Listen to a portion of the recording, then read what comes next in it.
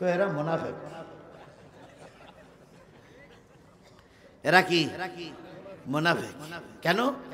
চরমনাই হুজুর এতদিন বলে আসলো জামাত ইসলাম এটা ইসলামী দল না, সেই দলের সঙ্গে হাত মিলাই বলতেছে দুইজনের ভোটের ব্যবসা এক। তারপরে হেফাজতের হুজুররা জামাতের সঙ্গে, বিশ্বাস করো সিরাজগঞ্জের লোকেরা, গোটা দেশের শুধুমাত্র শয়তানপন্থী টুপিওয়ালা ছাড়া প্রকৃত যারা টুপিওয়ালা, সব টুপিওয়ালা কোরআনের ছায়াতলে এক। এবার যদি দিন কায়েম না হয়, এবার যদি ইসলাম প্রতিষ্ঠিত না হয়, আরো 100 বছর মার খাওয়া লাগবে, আরো 100 বছর মার খাওয়া লাগবে। সুতরাং এবার যতই কষ্ট হোক, কাঙ্ক্ষিত জায়গায় কোরআনকে আমরা নিয়ে যেয়েই ছাড়বো ইনশাল্লাহ। বলেন ইনশাল্লাহ, বলেন ইনশাল্লাহ বলেন। তাহলে আপনি কোরআন জাতীয় সংসদে পেশ করবেন না, পেশ করবেন, নিজে নামাজি হবেন না, আপনার দ্বারা এদেশে কখনো ইসলাম প্রতিষ্ঠিত হওয়া সম্ভব নয়। এই জন্য আমি নামাজের কথাই বলতেছি।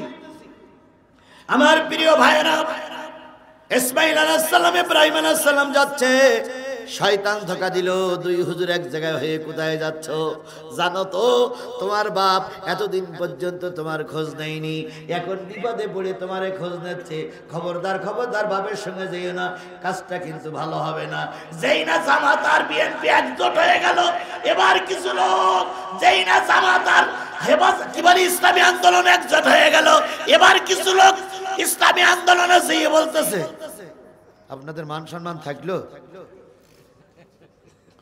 সারা জীবন ফতোয়া দিয়েছেন ইসলামী দল না, আর আজকে তারির সঙ্গে আপনারা গেলেন, মান সম্মান থাকলো।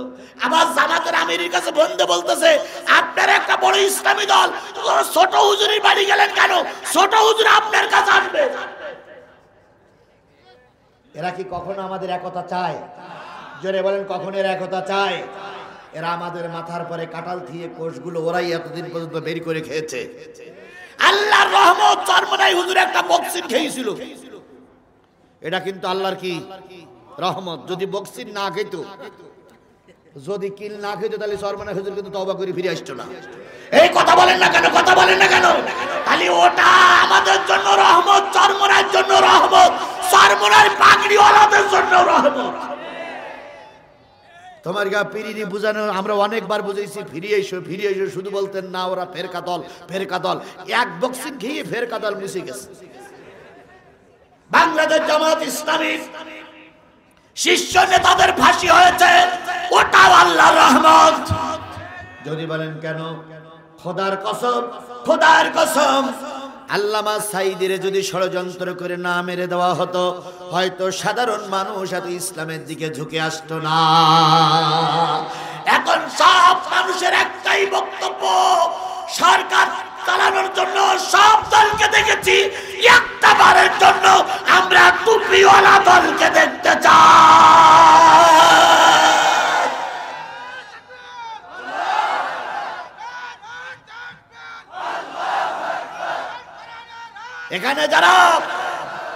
এখানে যারা বিএনপির লোক আছেন, আমি আপনার বিরোধী না, তবে গোপনে গোপনে গোপনে গোপনে সাধারণ মানুষের কাছে জিজ্ঞাসা করেন যে ভাই আগামী নির্বাচনে তুমি কোন দিক যাবা?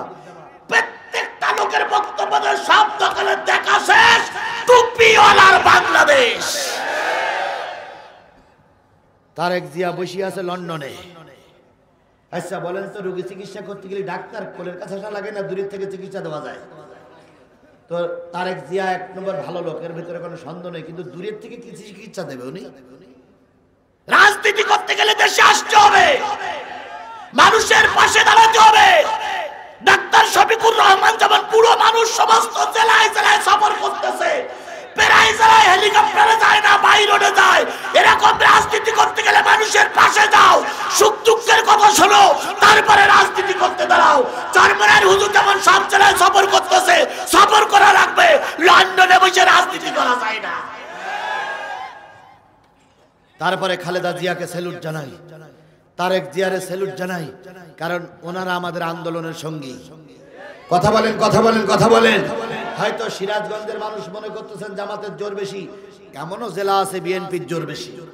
সুতরাং সবাই আমার ভাই। তবে আমি আপনাদের কাছে অনুরোধ করছি, বিএনপি ক্ষমতায় যাক, এটাও আমরা চাই, কিন্তু আমাদের মনের দাবি, আল্লামা সাঈদীর দাবি হচ্ছে কোরআন একটা বারের জন্য জাতীয় সংসদে যাক। আপনারা কি একটা বারের জন্য কোরআনকে জাতীয় সংসদে দেখতে চান? জোরে বলেন, দেখতে চান? বিএনপি, আওয়ামী লীগ, জাতীয় পার্টির ভাইদেরকে করজোরে অনুরোধ করি, জাতীয় পার্টি আপনি 3 বছর 4 বছর 3 বার 4 বার থাকলেন, আওয়ামী লীগ 4-5 বার থাকলেন, বিএনপি 3-4 বার থাকলেন, তাহলে একটা বড় তো টুপিওয়ালারা যাক, আপনারা হিংসা করতেছেন কেন? কি বোঝেন না? বোঝেন না? আপনারাই বলেন অহিংসা পরম ধর্ম, আপনারাই বলেন হিংসা করা ভালো না, তাহলে আপনারা হিংসা করতেছেন কেন? একটাবার টুপিওয়ালাদের দেন, যদি টুপিওয়ালারা না পারে আপনারা আবার নিয়ে। কথা বোঝেন নাই? আমার কথা বোঝেন নাই?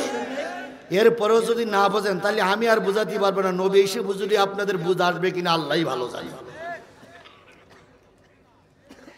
আমি একবারও কারোর বিপক্ষে নয়, কিন্তু টুপিওয়ালারা মায়ের কম খেয়েছে না বেশি খেয়েছে? সেই টুপিওয়ালাদের জন্য একটা বারের জন্য দাবি করে গেলাম, ভাই আপনি আপনার এই আসন, যে আসন আপনি বসে আছেন, এই আসনটা আপনি কোরআনকে দেন। আমি আজিজুল ইসলাম সাতক্ষীরার মানুষ, আমি কোরআন শপথ করে চ্যালেঞ্জ করতেছি আল্লাহর পরে তাওয়াক্কুল করে, আমি আমার সাতক্ষীরার 4টি আসন কোরআনকে দেব, আপনি একটা আসন এখান থেকে দেবেন, এই নিয়ত করে কাজ করুন। অন্য সব আসন দর্শকল্লায় যাক, আপনার প্রশ্নের উত্তর দেওয়া লাগবে না, আপনার আসনটা আপনি কোরআনকে দেন। কথা কি বুঝেছেন? আমার কথা কি বুঝতে পেরেছেন? আল্লাহ পাক আপনাকে আমাকে কোরআনের জন্য কবুল করুক। হযরত ইব্রাহিম ইসমাইল, মনে আছে তো? মনে আছে তো? যাচ্ছে, শয়তান ধোঁকা দিল, কই যাস? কই বাবার কাছে যাই। কই বাবা তো তোরে বিপদে ফেলবে, খবরদার খবরদার বাবার সঙ্গে যাইস না। ইসমাইল আলাইহিস সালাম যখন পিছন দিক তাকায়, ইব্রাহিম আলাইহিস সালাম কয়, ইসমাইল তাকাইস কেন?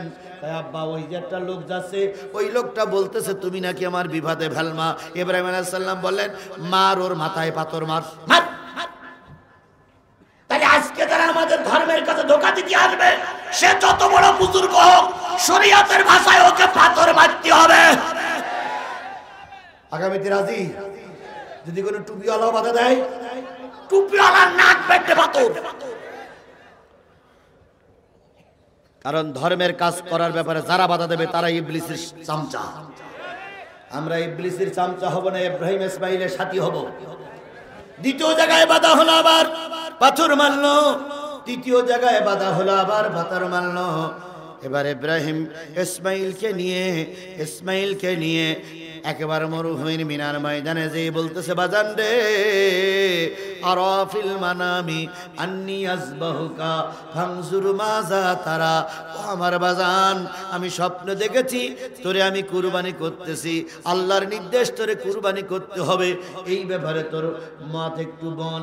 ইসমাইল আলাইহিস সালাম বললেন, ও আমার পিতা, যেটা তুমি স্বপ্নাদিষ্ট হয়েছো সেটাই তুমি করে ফেলো, নিশ্চয়ই আমাকে ধৈর্যধারীদের অন্তর্ভুক্ত দেখতে পাবে।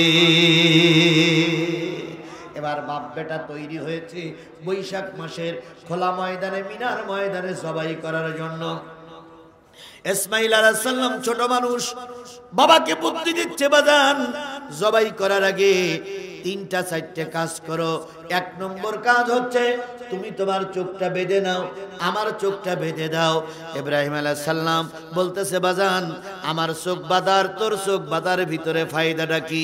ইসমাইল আলাইহিস সালাম বলতেছে, বাজান তোমার চোখ যদি আমার চোখের পরে পড়ে, আমার চোখ যদি তোমার চোখের পরে পড়ে, তুমি বাবা আর আমি সন্তান, আমাদের মায়ার মহব্বতের কথাটা উদ্বেগ হয়ে যাবে। সেদিন তোমার চোখ বেয়ে পানি পড়বে, আমার চোখ বেয়ে পানি পড়বে। সামান্য একটু চোখের পানির কারণে আল্লাহর হুকুম যদি অমান্য হয়ে যায়, তুমিও কৈফাত দিতে পারবা না, আমিও কৈফাত দিতে পারবো না। তাই বাজান তুমি তোমার চোখটা বাঁধো, আমি তো আমার চোখটা বেঁধে দাও।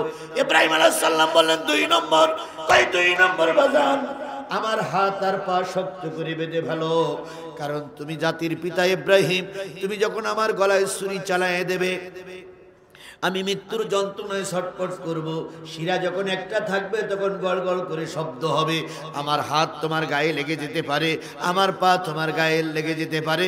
যদি লেগে যায় আমি ইসমাইল আল্লাহর কাছে কৈফিয়ত দিতে পারবো না। ইসমাইল আলাইহিস সালামের কথা শুনে গর্বিত বাবা চোখ বেয়ে পানি পড়তেছে। তারপরে পানি মুছে কয়, আল্লাহর সন্তুষ্টির জন্য মায়া করলে চলবে না।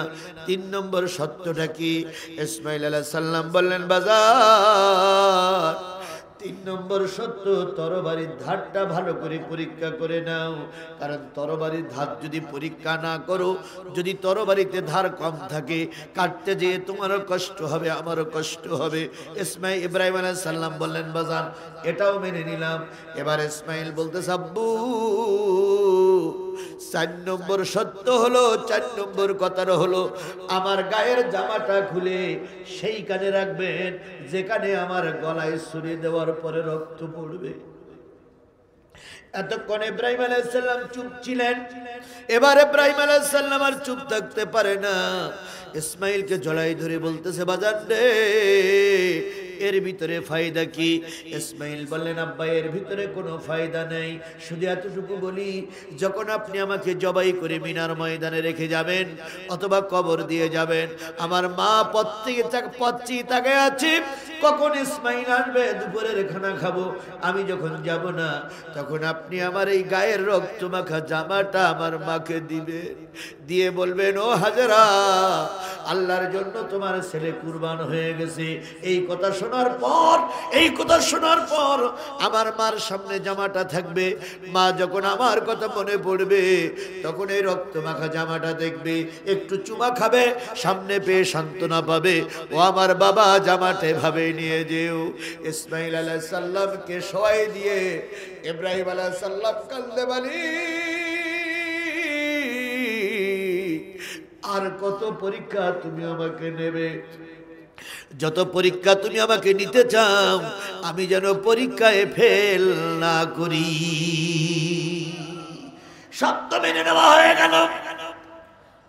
ইসমাইল আলাইহিস সালামকে কাজ করে শোয়াই দিয়ে কাবার দিকে মুখ করে ইব্রাহিম আলাইহিস সালাম ছুরি চালায়, ছুরি চলে না। ইব্রাহিম আলাইহিস সালাম চোখ খুলে বলে, ও ছুরি তোর হয়েছে নাকি? ছুরির থেকে জবাব আসলো, তুমি তোমার কাজ করো, আমি আমার কাজ করতেছি। তোমাকে আল্লাহ বলেছে জবাই করতে, আর আমাকে আল্লাহ বলেছে খবরদার শিরা কাটবি না। আবার দ্বিতীয়বার তৃতীয়বার যখন চেষ্টা করে হলো না, আল্লাহ পাক জান্নাত থেকে একটা দুম্বা পাঠালেন, ভেড়ার চাইতে বড় একটা প্রাণী পাঠাই দিলেন, ভেড়া পাঠাই দিলেন। ওই ভেড়াটার ইসমাইল আলাইহিস সালামের পরিবর্তে জবাই হয়ে গেল। ইসমাইল আলাইহিস সালাম দাঁড়িয়ে গেলেন। ইব্রাহিম চোখ খুলে দেখে ইসমাইল দাঁড়িয়ে আছে। ইব্রাহিম আলাইহিস সালাম চোখ খুলে দেখে ইসমাইল দাঁড়িয়ে আছে। এখনো পর্যন্ত ভেড়া বা দুম্বা জবাই হয়ে গেছে। এবার আল্লাহ রাব্বুল আলামিন বললেন, ও ইব্রাহিম তুমি তোমার স্বপ্নকে সত্য পরিণত করে দেখালে, এটা কিয়ামত পর্যন্ত চালু থাকবে। এবার বাপ বেটা ওখানে ঝর্ণার পানি দিয়ে উজু করে 4 রাকাত নামাজ আদায় করেছিলেন মিনার ময়দানে দাঁড়িয়ে। ওই 4 রাকাত নামাজ গোটা উম্মতি মুহাম্মাদের জন্য যোহরের ফরজ নামাজ। আরেকটু জোরে বলেন সুবহানাল্লাহ। এই 4 রাকাত ফরজ নামাজ যে বাজার আদায় করবে, ইব্রাহিম আলাইহিস সালাম যে জান্নাতে থাকবেন সেই জান্নাতে আপনাকে আমাকে যাওয়া ঢুকিয়ে দেবে আল্লাহ। তাহলে ইব্রাহিমের সঙ্গে জান্নাতে যেতে গেলে যোহরের সালাত কাজা করা। এই কথা বলেন যোহরের সালাত কাজা করা। এই কথা বলেন যোহরের সালাত কাজা করা যাবে না। এবার বলুন তো 3 নম্বর নামাজটার নাম কি? আসরের নামাজ পড়েছিলেন হযরত ইউনূস আলাইহিস সালাতু ওয়াস সালাম। ইউনূস আলাইহিস সালাতু ওয়াস সালাম একটা দেশের প্রেসিডেন্ট ছিলেন। তিনি দেশ থেকে বেরিয়ে গেলেন, স্ত্রী লোকেরা হাইজ্যাক করে নিয়ে গেল ইউনূস আলাইহিস সালাম মাছের পেটে চলে গেল। 2টা সন্তান 2 দিকে হাইজ্যাক হয়ে গেল। দীর্ঘদিন পরে ওই ইরাকের ফুরাত নদীর কিনারায় হযরত ইউনূস আলাইহিস সালাম একত্রিত হয়ে 4 রাকাত নামাজ পড়েছিলেন বেলা ডোবো ডোবো অবস্থায়। ওই 4 রাকাত নামাজ আল্লাহ রাব্বুল আলামিন উম্মতি মুহাম্মাদের জন্য ফরজ করে দিয়েছে। এই 4 রাকাত নামাজ যে যারা আদায় করবে ইউনূস আলাইহিস সালামের সঙ্গে তারা জান্নাতে যাবে। মাগরিবের নামাজ আদায় করেছিলেন হযরত ঈসা রুহুল্লাহ। ইসারুহুল্লাহকে আল্লাহ রাব্বুল আলামিন যখন কাফেরদের অত্যাচারে মসজিদে বাইতুল মুকাদ্দাসের ভিতরে বন্দী করলেন, ওরা যখন চারিদিক থেকে ঈসা আলাইহিস সালামকে ঘিরে ধরলো, এক পর্যায়ে ঈসার দোয়ার কারণে যারা শয়তানি করেছিল তারা যখন শুকর হয়ে গেল, তৎকালীন সময় সন্ধ্যা হয়ে এসেছে। কাফেরদের অত্যাচারে যখন ঈসা আলাইহিস সালাম মুক্তি পাইলেন, ওই বাইতুল মুকাদ্দাসে দাঁড়িয়ে 3 রাকাত নামাজ আদায় করেছিলেন। ওই 3 রাকাত নামাজ আদায় করা অবস্থায় চিয়ার নাজিল কি বলে মই নাজিল হয়ে গেল। 3 রাকাত পড়েছেন, মই নাজিল হয়ে গেল। আল্লাহ বললেন ঈসারে নামাজ ছেড়ে দিয়ে মইতি চলো, আমি তোমাকে চতুর্থ আসমানে নিয়ে যাব। নামাজ 3 রাকাতের পরে ছেড়ে দিয়ে ঈসা আলাইহিস সালাম মইতি চড়ে চলে গেলেন জান্নাতে। ওই 3 রাকাত নামাজ আল্লাহ রাব্বুল আলামিন উম্মতি মুহাম্মাদীদের জন্য মাগরিবের ফরজ নামাজ বানিয়ে দিয়েছে। এবার হযরত মুসা আলাইহিস সালামকে তাড়া করেছিলেন কোন নেতা? কথা বলেন, কোন নেতা? আরো জোরে বলেন, কোন নেতা? ফেরাউন তাড়া করেছিলেন। ফেরাউনের দলে কিছু মুসার লোক শয়তানি করে মুনাফিকেরা ছিল। এরা মুনাফিক, মুসা আলাইহিস সালামের ভয় ছিল মুনাফিকেরা আমার ধরাই দেবে। সামনে নদী, পিছনে ফেরাউন বাহিনী, বাসার কোনো লাইন ছিল না। মুসা আলাইহিস সালাম নীল নদের ভিতরে আঘাত করলেন, নীল নদ রাস্তা হয়ে গেল। রাস্তা পাড়ি দিয়ে ওই পারে যেতে যেতে রাত হয়ে গেল। পিছন দিক তাকাইয়ে দেখে ফেরাউন আর তার বাহিনী শুধু পানি খায়, ক্যাপ ক্যাপ ক্যাপ। মুসা আলাইহিস সালাম তাকাই কয় আল্লাহ কি খবর? কয় সব কটা ধরেছি পানি খাচ্ছে। হযরত মুসা আলাইহিস সালাম দাঁড়াই দাঁড়াই লক্ষ্য করলেন ফেরাউন আর তার দলবল সব কি হয়ে গেল, মারা গেল। ওই জায়গায় দাঁড়িয়ে হযরত মুসা আলাইহিস সালাম নীল নদের পানিতে উজু করে জাতিরে বললেন 4 রাকাত শুকরানা নামাজ পড়ো। 4 রাকাত শুকরানা নামাজ মুসা আলাইহিস সালাম তার দলবল নিয়ে পড়েছিলেন। এই 4 রাকাত নামাজ উম্মতি মুহাম্মাদীর জন্য এশার নামাজ করে দিলেন। তাহলে 5 ওয়াক্ত নামাজ পড়েছিলেন 5 নবী। এই 5 ওয়াক্ত নামাজ যে বাজার আদায় করবে তাদেরকে 5 নবীর মর্যাদা দিয়ে আল্লাহর জান্নাতে দেওয়া হবে। আল্লাহ এই 5 নবীর সঙ্গে জান্নাতে যাওয়ার জন্য 5 ওয়াক্ত নামাজ আদায় করার তৌফিক দান করুক। আরেকটু জোরে বলেন, আরো জোরে বলেন। ওয়া মিনাল লাইলি ফাতাহাজ্জাতু বিহি নাফিলাতাল লাক। আর আল্লাহ বললেন আমি তাহাজ্জুদের নামাজকে তোমাদের জন্য আজকের থেকে নফল করে দিলাম। আসা আইয়া বাসাকা রব্বুকা মাকামাম মাহমুদা। আশা করা যায় যারা তাহাজ্জুদের নামাজ পড়বা তারা প্রশংসিত জায়গায় চলে যাবা। আলোচনা শেষ, সর্বশেষ দাবিটা এবার আপনাকে রাখতে হবে, আমাকে রাখতে হবে, জামাত বিএনপির ভাইদের রাখতে হবে। এবার আল্লাহ পাক বলতেছেন আল্লাহ রাসূলের কাছে যখন 5 ওয়াক্ত নামাজ ফরজ হলো, প্রথম কয় ওয়াক্ত? 50। তারপরে কয় ওয়াক্ত? 45। এভাবে কমতে কমতে কয় ওয়াক্ত হলো? 5 ওয়াক্ত নামাজ যখন ফরজ হলো, মুসা আলাইহিস সালাম বললেন ও মুহাম্মদ আবারও যাও, আমার উম্মতির মুহাম্মাদির জন্য অল্প কিছু নামাজ ছিল তাও তারা আদায় করতে পারি না, আবার যাও। রাসূল বলেন আমার লজ্জা হয়, আমি যেতে পারবো না। আল্লাহ রাব্বুল আলামিন বললেন নবী গো তুমি আর আসলে না, তুমি শরম মনে করলে। তবে আমি একবার প্রথম ঘোষণা করলাম কয় ওয়াক্ত? 5 ওয়াক্ত। যদি কোনো উম্মত নারী পুরুষ 5 ওয়াক্ত নামাজ পড়ে কিয়ামতের দিন 50 ওয়াক্তের সওয়াব নিয়ে উঠবে। তাহলে নামাজ পড়বো কয় ওয়াক্ত? সওয়াব পাবো কয় ওয়াক্তে? তাহলে সেই নামাজ কাজা করার কোনো পরিবেশ আছে? জোরে বলেন আছে। তাহলে আমলিগ করি, বিএনপি করি, জাতীয় পার্টি করি, জামাত ইসলাম করি, কোরআন মেনে চলবো, 5 ওয়াক্ত নামাজ ছেড়ে দেব। বসেন, হয়ে গেছে তো। ওই লোকটা উঠলো কেন? এই ছেলে বসো বসো বসো বসো বসো। শেষ কথা, আল্লাহ রাসূল 5 ওয়াক্ত নামাজ ফরজ হয়েছিল মক্কায়, পড়লেন কোথায়? 5 ওয়াক্ত নামাজ ফরজ হয়েছিল, মেরাজ হয়েছিল মক্কায় না ভাই? তাহলে 5 ওয়াক্ত নামাজ ফরজ হলো মক্কায়। আর এই নামাজটা প্রতিষ্ঠিত করলেন কোথায় যেয়ে? মদিনায় যেয়ে। কারণ যতক্ষণ ইসলামী রাষ্ট্র না হয়েছিল ততক্ষণ পর্যন্ত 5 ওয়াক্ত নামাজ তিনি বাধ্যতামূলক আদায় করতে পারেন নাই। এবার আল্লাহ রাব্বুল আলামিনের রাসূল যখন মক্কা থেকে মদিনায় যায়, তিনি দোয়া করতেছেন, কুর রাব্বি আদখিলনি মুদখালা সিদকিন ওয়া আখরিজনি মুখরাজা সিদকিন ওয়াজআলনি মিন লাদুনকা সুলতানান নাসীরা।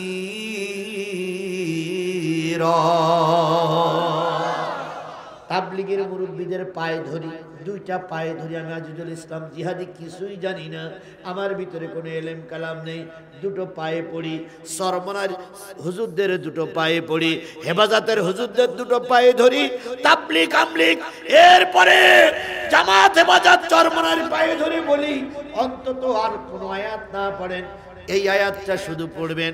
আল্লাহ রসুল বললেন, হে আল্লাহ, আমাকে সত্য সহকারে মক্কা থেকে বের করো, সত্য সহকারে মদিনায় প্রবেশ করো, আর যদি 5 ওয়াক্ত নামাজ ফরজ করতে হয় আমাকে রাষ্ট্রীয় ক্ষমতা দান করো।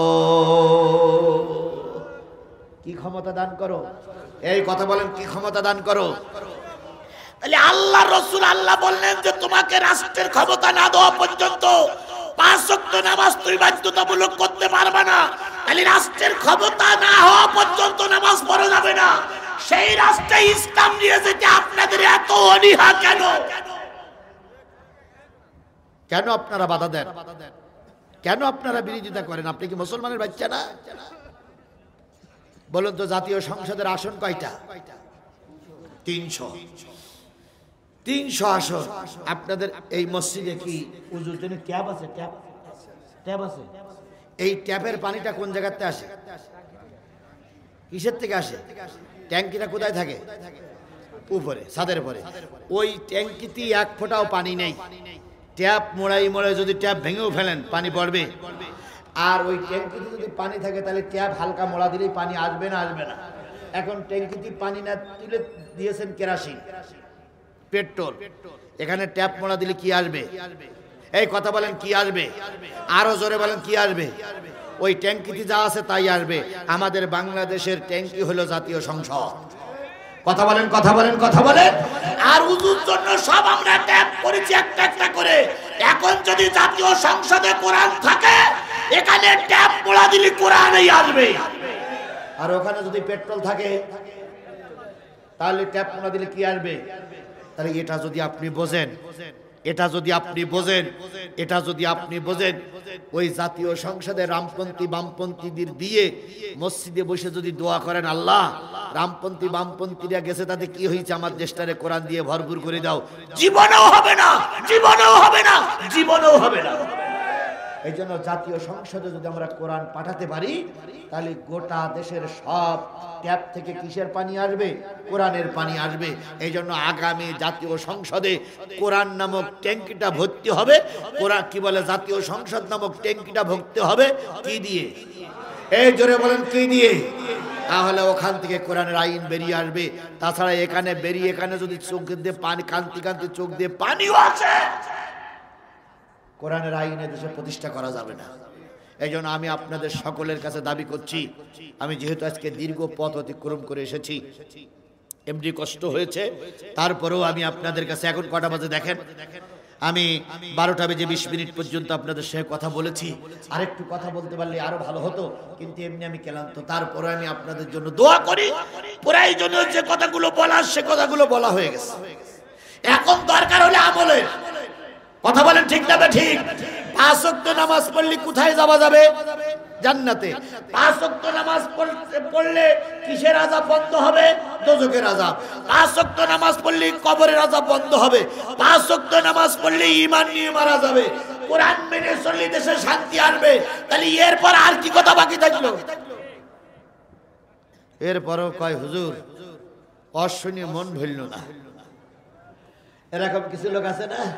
কিছু লোক আছে ওয়াজ শুনে মন ভুলল না, আইসে ভাই সারা রাত ওয়াজ আমি করলাম, আমি আরো 2 ঘন্টা ওয়াজ করলাম। বলুন তো, এই ওয়াজ 4 ঘন্টা করে যে সওয়াব হবে, তার চাইতে ফজরের নামাজ কাজা করলে গুনাহ বেশি হবে না কম হবে? তাহলে আজকে যে পর্যন্ত শুনলাম নামাজের পরে কথা, যেহেতু মেরাজের চাঁদ চলছে, কিছু লোক কানে কানে বলে গেছেন, হুজুর আজকে ওয়াজ বলো গরম হচ্ছে না। 2-1 জন কানে কানে বলেই গেছেন, ও ভাই সব দিন গরম ওয়াজ করলে চলবে না। কিছু কিছু নরম আছে, আমল করতে হবে। কথা বলেন ঠিক না ঠিক? এখন আমলগুলো যদি করি তাহলে গরম হজের চাইতে লক্ষ গুণ বেশি কাজ হবে যদি আজকের কথাগুলো নারী আর পুরুষ আমরা মেনে চলতে পারি। তাহলে আজকের এই কথাগুলো কোরআন থেকে বলেছি, মেনে চলার জন্য চেষ্টা করব না ইনশাল্লাহ? এই কথা বলেন ইনশাল্লাহ মেনে চলবো, চলার জন্য চেষ্টা করব না? আচ্ছা বলুন তো, এই মসজিদটা যদি সর্বসুন্দর হয়ে যায় আমার কোনো ক্ষতি হবে? আপনাদের কোনো ক্ষতি হবে? তাহলে আমরা সবাই টাকা দিলাম, আপনি এখনো দেননি কেন? আমি সূরা ফাতিহা ইখলাস শরীফ পড়বো, যদি আপনার টাকা আল্লাহ এই ঘরে কবুল করে থাকে তাহলে এই 2 মিনিটের ভিতরে আপনি টাকা দিবেন। আর যদি কবুল না করে থাকে তাহলে আমি জোর করে আপনার কাছে নিতে পারবো না। এই জন্য সবাই সূরা ফাতিহা ইখলাস শরীফ পড়ি। আর এর ভিতরে যদি কারোর এখনো দিতে বাকি থাকে, সেটা নগদে হোক আর বাকিতে হোক, সেটা এখন দিবেন না পরে দিবেন। খাতা খতিয়ান নিয়ে আমার ভাইরা বসে আছে, লিখে দিলে আমি নামটা বলে দেবো, পরে দিবেন। আর যদি নগদে মনে করেন যে হুজুর আমি এখনো দিতে পারিনি, দেরিতে আসছি, কিংবা মনে করছি শেষে দেব, তাহলে এখনো দিতে পারেন। আল্লাহ আপনার দানটা মসজিদের জন্য কবুল করুক। সূরা ফাতিহা ইখলাস শরীফ পড়ি সবাই। বিসমিল্লাহির রহমানির রহিম, আলহামদুলিল্লাহি রাব্বিল আলামিন, আর রহমানির রহিম, মালিক ইয়াউমিদ্দিন, ইয়্যাকা না'বুদু ওয়া ইয়্যাকা নাস্তাঈন, ইহদিনাস সিরাতাল মুস্তাকিম, সিরাতাল লাযীনা আন'আমতা আলাইহিম গায়রিল মাগদুবি আলাইহিম ওয়ালাদ-দাল্লিন। কুল হুয়াল্লাহু আহাদ, আল্লাহুস সামাদ, লাম ইয়ালিদ ওয়া লাম ইউলাদ ওয়া লাম ইয়াকুল লাহু কুফুয়ান আহাদ। কুল হুয়াল্লাহু আহাদ, আল্লাহুস সামাদ, লাম ইয়ালিদ ওয়া লাম ইউলাদ ওয়া লাম ইয়াকুল লাহু কুফুয়ান আহাদ।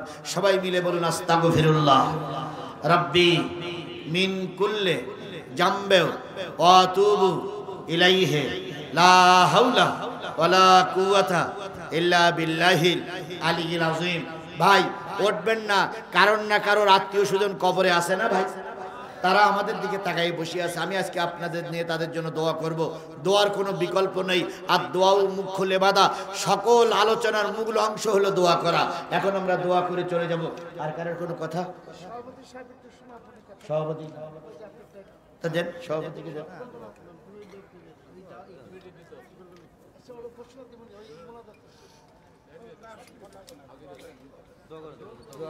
আল্লাহুম্মা আমিন। রব্বানা